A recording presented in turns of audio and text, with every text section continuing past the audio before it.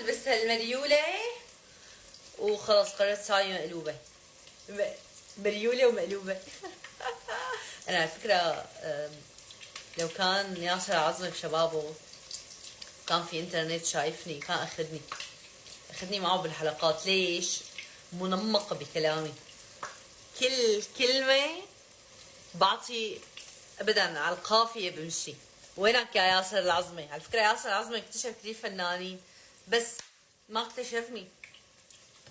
ما كنت فاضية على فكرة، هلا فضيت انا من زمان ما كنت فاضية، بس هلا فاضيت لكم، ما لا شغل ولا عاملة غيركم، حاطة دابي من دابكم. وبعدين قال شو كمان في حدا على فكرة انا بقرا كل التعليقات بتسموا البنا مو انتو، هدول اللي بسموا البنا. قال شو؟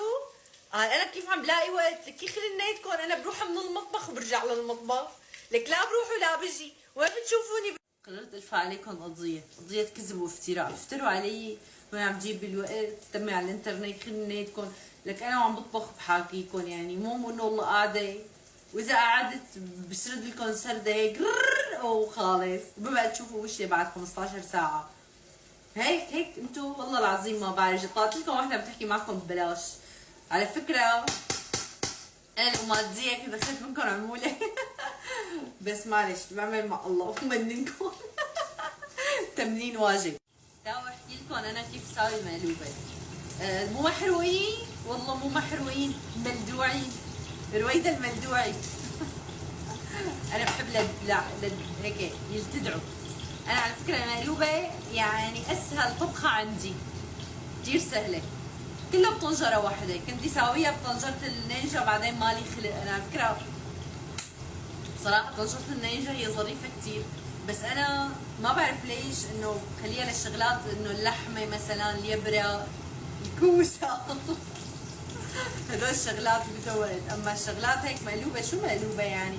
مو انا بعملها المقلوبة بطنجرة واحدة. اذا ما بتعرفوا كيف المقلوبة بتصير اللولي مو ذكرى معكم والله لعلمكم اياها، انتم نايمين بتساووها. شوفوا كل واحد له طريقة بالمقلوبة، تمام؟ أنا أول شيء قليت لحمة، هي أنا حسويها على الطريقة الشامية، ما عندي أنا لحمة ناعمة، فاضطريت أحط لحمة شقف. حطيت أول صف لحمة وبعدين الباذنجان دويرات، ما بحبه بشكل طولي، الناس أذواق. وبعدها هلا بعد ما صفوا برجع لكم المرحلة الثانية. فكرة والله كثير سهل المقلوبة كثير. شوف أنا حكون كريمة وأعطيكم سر المهنة.